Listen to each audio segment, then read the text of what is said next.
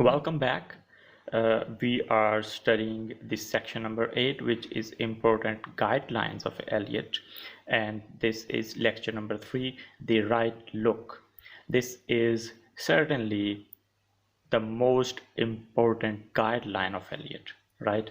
The right look uh, constitutes of almost all the other guidelines of Elliot, right?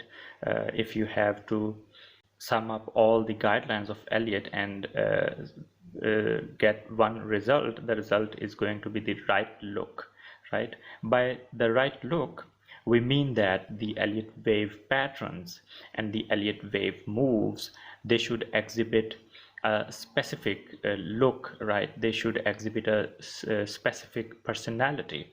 For example, an impulse wave has a specific personality, okay? A zigzag has got a specific personality, and the triangle has got a specific personality, right? So these specific personalities of these patterns, these are termed in the Elliott wave principle book as the right look. So we are going to have a detailed learning about the right look of each Elliott wave pattern. For some reason, the wave counting in real-time exercise is going to be somewhat a difficult task. Only sometimes, not always. In fact, you are going to face the situation when you'll have more than one scenarios and all equally likely to occur. My advice from experience is that in such situations, first of all, try to change the time frame that you are looking at. For example, if the wave count is confusing on hourly chart, simply switch to the daily chart or even weekly chart. Conversely, if you get hard time counting waves on weekly time frame, just go to 4-hour or 1-hour chart and check the internal subwaves, right? If they would give you some kind of signal or some kind of hint, right? You can do one more thing. You can simply make a checklist of the guidelines of Elliot, the ones that we are studying in this section, right? And try to tick mark the ones for each scenario. For example, there are guidelines, guideline number A, guideline B, guideline C, right? So this is the checklist of the guidelines. What you are going to do, for example, you are having a look at a zigzag, okay, and you are confused if it is really a zigzag or not, okay. For example, this is a zigzag, a bullish zigzag. Now you are confused if this is a zigzag or maybe 1, 2, 3 to the downside, right?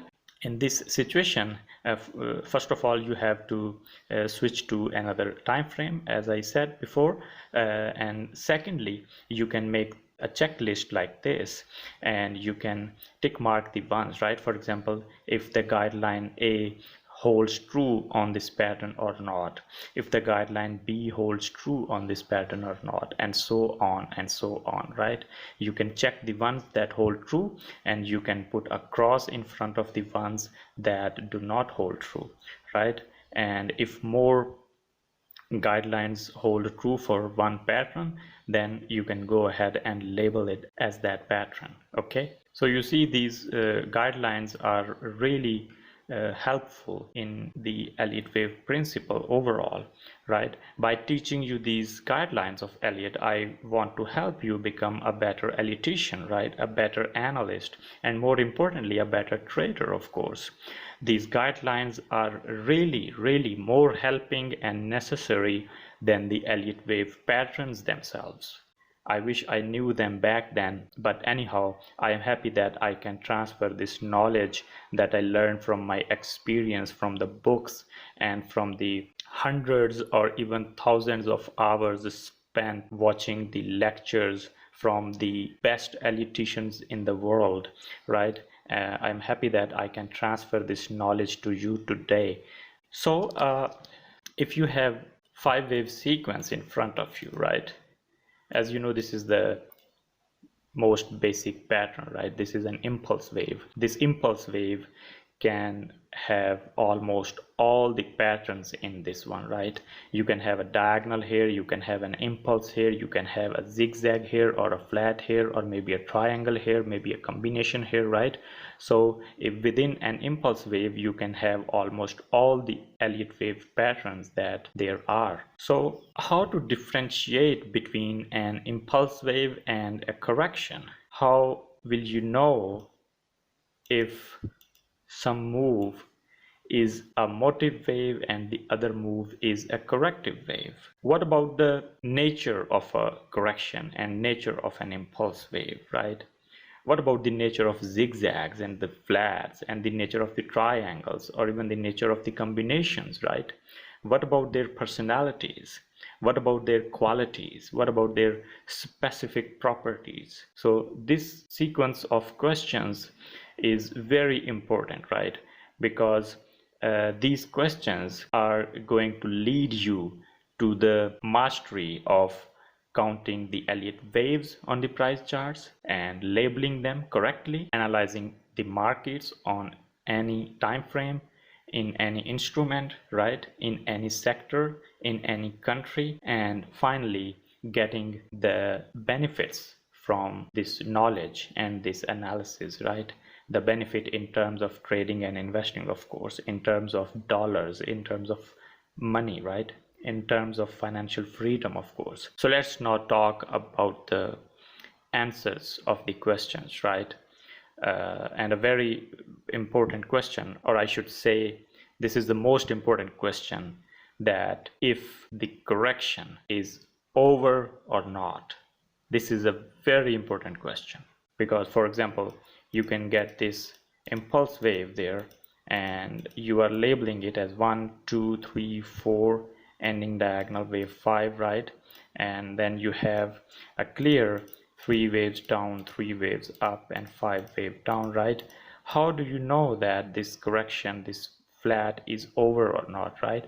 This is a very important question. Indeed, very important in order to analyze and trade the markets correctly, in order to be on the right side of the fence, right? Well, the guideline of wave personality and the guideline of right look, as mentioned in the Elliott Wave Principle book, these are two different guidelines, okay? They have been mentioned separately. I am going to combine them in this lecture, okay? The wave personality and the right look, I am going to combine them as just the right look, okay? And these guidelines can help us in answering the question. Personality of impulse wave, the diagonal wave, the zigzag, flat, triangle, and combination. Let's talk about the personalities. First of all, an impulse wave. In an impulse wave, what you are going to see is, of course, 5 waves, right? But these 5 waves should have the least number of overlaps. These 5 waves must be fast. These 5 waves must be trending. These 5 waves must have an attacking nature, right? They are actionary waves, okay? They are fast, they are sharp, right? They travel long distance in short amount of time, right? And they are trending waves, right? They are not corrective waves. So an impulse is always going to exhibit a sharp look, right? These waves 1, 2, 3, 4, 5, they are not overlapping with each other, right? For example, on the other hand, if you have something like this, do not try to count it as an impulse wave, because it's not. These overlaps are not a property of an impulse wave, right? Impulse wave looks like this, the one at the left hand side, right? There are no overlaps, right? Travels a lot of distance in short amount of time. It is fast and sharp, right? This is an impulse, not this one, okay? This is an impulse. The diagonal is going to be a slow trending and time taking wave, right? Because the diagonal, usually is a slow wave. Its nature is slower than the impulse wave, right? Impulse wave and the diagonal, both they are motive waves, but the impulse is a sharp and fast wave. On the other hand, the diagonal is a slow but trending wave, right? What do I mean by the trending wave is it makes higher highs and higher lows in the bull market, and it makes lower highs and lower lows in the bear market, right? We are only talking about the bull market, of course, because in the bear market the patterns are just upside down and nothing else. Okay, so this is a diagonal, but it's a slow move, right? It's a slow wave, right, as compared with the impulse wave. Okay, corrective waves like zigzags and the flats and the triangles, they are slow in nature, they are corrective in nature, and they have number of overlaps within these waves, right? This is the nature of these combinations, and I think I do not need to discuss the combinations because they are very slow and choppy and sideways, have a lot of overlaps in them, right? The combination is an obvious correction, right? You do not need to spend much time on labeling a combination, or at least deciding if it's a correction or an impulse wave, right? So let's discuss the waves one by one. In an impulse wave, in this 5-wave sequence, this first wave usually is slow. That's why sometimes it takes a shape of a diagonal. The diagonal, as I said, are slow in nature. So this first wave is going to be slow, right? But the second wave is going to be deep. The second wave retraces most part of the first wave. In very rare cases, this wave 2 retraces just a small portion of wave 1, right? In most of the cases, this wave 2 retraces most part of wave 1, right? Just like that. Maybe 61.8%, or even the 80%, 90% of this wave 1, right? Sometimes this wave 2 goes beyond the 90%, but of course it cannot retrace more than 100% of wave 1 by the rule, right? So this wave 2 in an impulse usually retraces much part of wave 1, right? Wave 3 is the steepest, the fastest, and the sharpest move in 5-wave sequence.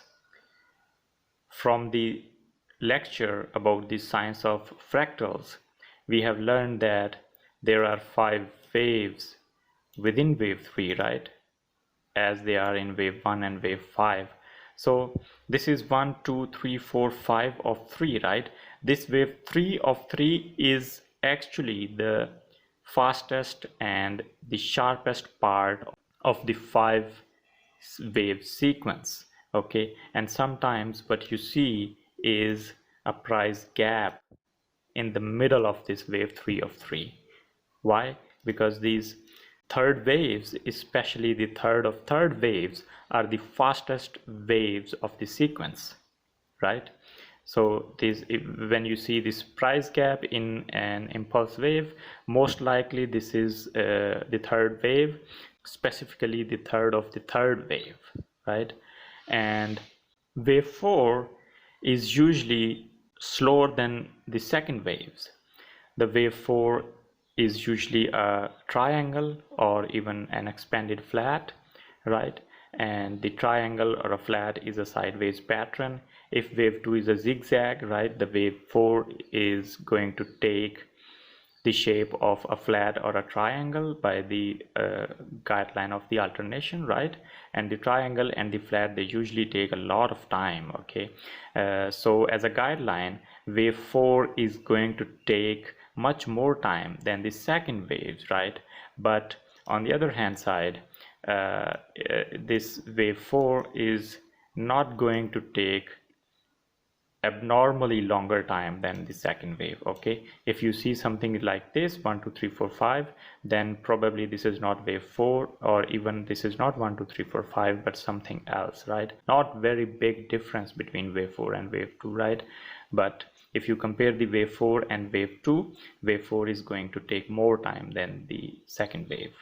So the fourth waves are usually sideways, hence they do not retrace much part of the third wave, right? They are usually 30 to 40% of the length of the third wave. They only retraced 30 to 40% of the third wave, right? They are not very deep, they are sideways, they are choppy, they take a lot of time, particularly they take more time than wave 2. Okay, but they are the best opportunity to join the larger trend, which in this example is to the upside, right? Because at this second wave there are chances that this is not second wave and the downtrend may resume, right? But at the fourth wave the probabilities are very high that the trend is to the upside and you can join the larger trend on this fourth wave, right? What about the fifth waves? Well, if wave 5 is not going to extend, right, if the third wave has already extended or even the first wave has already extended, then the probability is very high that the fifth wave is not going to extend, right?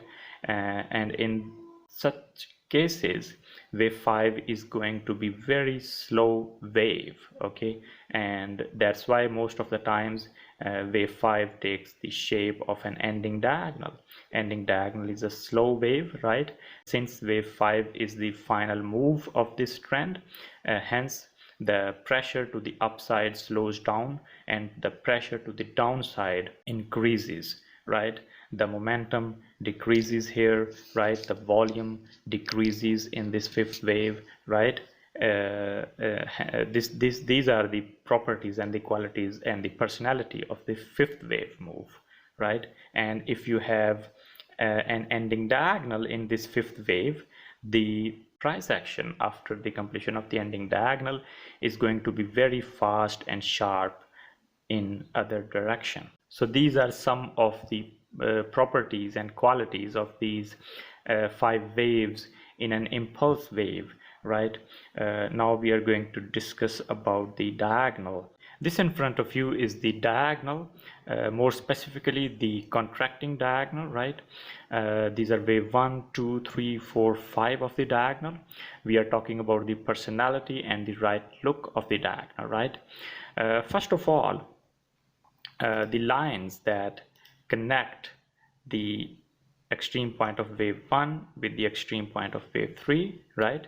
And the line that connects the extreme point of wave 2 with the extreme point of wave 4, right?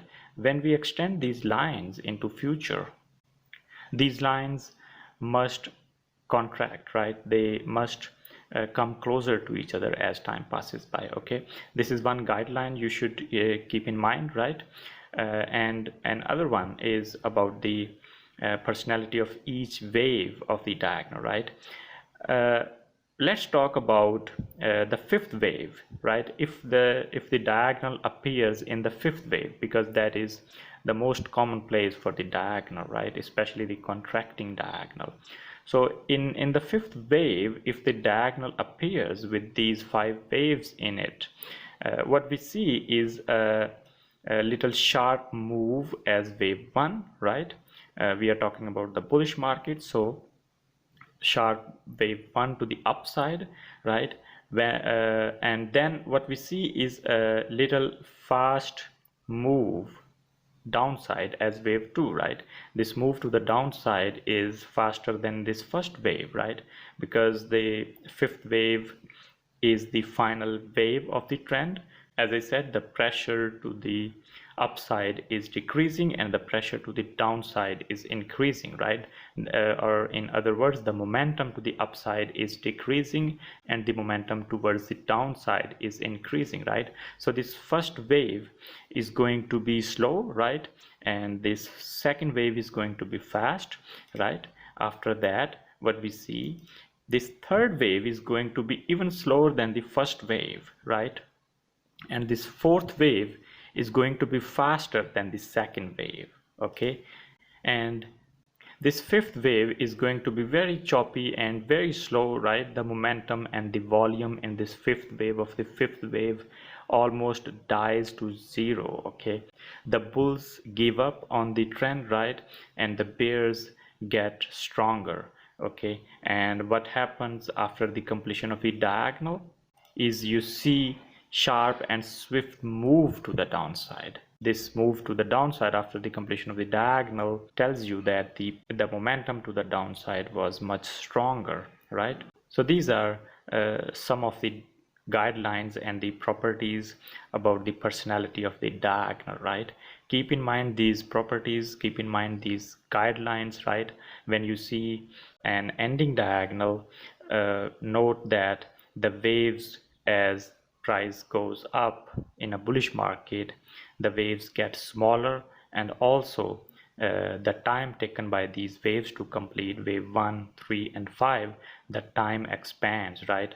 Wave 1 may end within 5 hours, right? Wave 3 may take 12 hours and wave 5 may take 2 days to complete. I am just giving you an example, right? Of course it depends on the time frame you are looking at. Also, in an ending diagonal, wave 4 becomes faster than wave 2 or wave 3, right? So let's discuss about the leading expanding diagonal, right? We have wave 1, 2, 3, 4, 5, right? Let's recall the rules of the Elliott for a diagonal. Wave 2 cannot retrace more than 100% of wave 1. Wave 3 is never the shortest wave of waves 1, 3 and 5. Wave 4 must end in the price territory of wave 1, right? All the rules hold true. So this is an expanding leading diagonal. Let's say this is a 5 3 5 3 5 pattern, right? First of all, we connect the lines, this wave 1 extreme with the wave 3 extreme. We extend the line, right? Also we connect wave 2 extreme with wave 4 extreme, and we extend this line as well, right? These trend lines must expand, right? They should go far from each other. This is the first guideline for this expanding diagonal, right? The second one is about the personalities of all these waves, wave 1, 2, 3, 4, 5, right? This first wave, let's suppose that this expanding leading diagonal is wave 1 of an impulse wave, right? So I have put this one here. This wave 1 of this leading expanding diagonal, wave 1, is going to be somewhat slow, right, and choppy, right? This wave 2 is going to be fast because the main trend was to the downside, right? That's why we got this first wave, this downtrend, this move. It was maybe wave C of the zigzag, maybe wave 5 of an impulse wave, right? And then we get this slow wave to the upside, right? Most traders and analysts, they think that this is correction of this move to the downside and the trend would resume, right? When they see the wave 2, they go all in because most of the traders and analysts, most of the participants, they think the downtrend has resumed, right? So this wave 1 is usually slow, okay, and wave 2 is fast, okay. Then surprisingly and shockingly to some people, we see this third wave faster than this first wave, right? And then we get even slower wave to the downside as wave 4, right? You notice that this wave 2 was fast, this wave 4 is slow, right? This wave 1 was slow and this wave 3 is sharp and fast, right? Then we get another fifth wave that is even faster and sharper than the third wave, right? So this is the personality of the expanding leading diagonal, okay. On the other hand, as we have discussed, in an ending diagonal, the actionary waves, the wave 1, 3 and 5, they are going to get slower and slower, and the reactionary waves, the wave 2 and wave 4, they are going to get faster, right? So talking about the momentum and the momentum and the volume as time passes by will increase, right? The momentum to the downside would keep decreasing and the momentum to the upside would keep increasing, right? So this is about the diagonals. Let's now discuss about the zigzag.